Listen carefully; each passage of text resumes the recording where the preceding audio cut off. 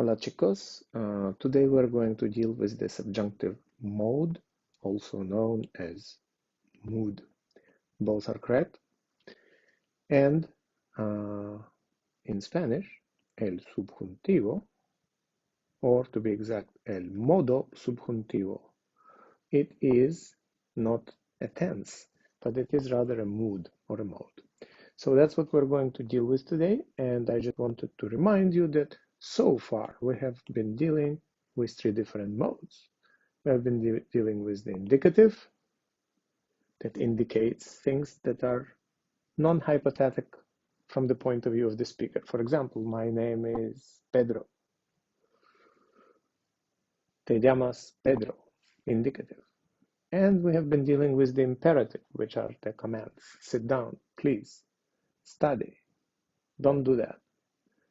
So this one is the third mode or the mood, which is called the subjunctive. That's what we're going to deal with. So please be patient because the English and Spanish subjunctive mode are not the same. So there will be a lot of differences.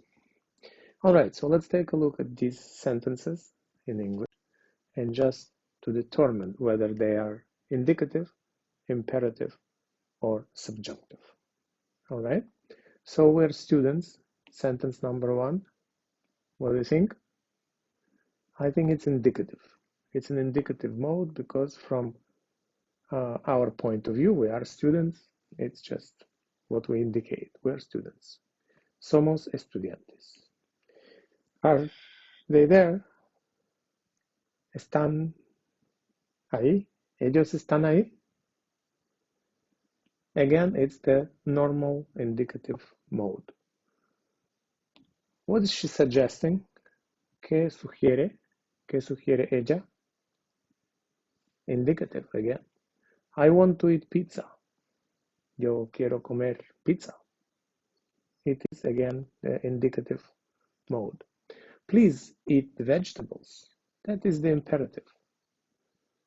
The word please shouldn't confuse you. It's still a command, even though it's very polite. Please eat the vegetables is the por favor, coman la verdura. It is the imperative. Do it and stop complaining. It is another imperative, and again, it is the imperative mood. Hazlo y deja de quejarte. We wish you were here. Here is something different. What do you see different here? What is different is that it is hypothetical situation. We wish you were here. You clearly know that you are not here, and we wish you were here. So that would be the subjunctive mood or mode. Why? Because it deals with the hypothetical situation. The second one is I wish I was taller. And people do say that, I wish I was taller, and it is your choice, of course, because it's the language of freedom, but it's just plain wrong because in English it should be I wish I were taller. So in spoken language it's acceptable, in written I hope it is still not, but you know, languages do change, so maybe it will be acceptable soon. So both of these are past subjunctive.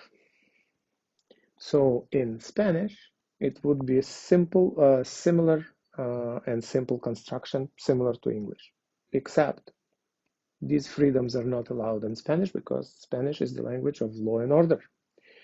And then finally, you have an example. I suggest he go there. And to many people, it just looks wrong. It just looks like some foreigner with an accent in English just doesn't know that go has to have an S in there. But it's very possible that it is English subjunctive, present subjunctive, not the past subjunctive, that is just most of the time misused, or you could call it English is developing and it's ignoring the subjunctive. So I suggest he go there. It's actually correct. And it is not a normal part of English language today as it is spoken. But in Spanish, not only it is acceptable, it is the correct. And this is what we're going to deal with today. This is the present subjunctive mode that in English you could use and sound elitist, or not to use and be possibly wrong. But in Spanish, it is a must to use it, or otherwise people not only will think that you are not educated, but also they might just not understand you. So in Spanish, it's a must. All right, so we have here two characters. We have Pedro and el profesor. So we have two entities, each one with his own will, right? So we have here sentences. El profesor quiere que el estudiante, the professor, wants that the student estudie más, study. He wants him to study more. And no fume, studies more and doesn't smoke. No duerma en la clase, doesn't sleep in the class. No venga tarde, doesn't come late to class. No sea malo. And it's kind of understood what you mean, but for some strange reason, these vowels are different from normal conjugation. What is different? You change the vowel to indicate that it is a hypothetical situation. Professor wants that, but there is no way that he can do that. So there are two wills involved. Yeah? And you change the verb to indicate that there is a possible conflict of wills, that there is wishful thinking or hypothetical situation. By the way, these two are the irregular verbs, so these do not look like the conjugation in the present. They look, strangely enough, like the conjugation in the imperative that we have covered recently. But in these ones, it just looks like the conjugation in the indicative mood with the last vowel changed. Let's see why. So first we can see the conflict of the situation, how the student sees the situation. So we saw already that the professor wants blah, blah, blah. Pedro quiere, wants, that the professor, that the prof, baile más, dances more. He wants him to dance more. No regañe, doesn't criticize. No sea estricto, he wants him not to be strict.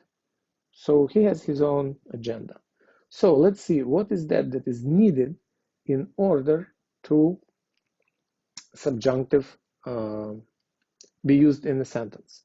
So you need the following. You need here the hypothetical situations, such as something might happen or might not, conflict of wills or two subjects.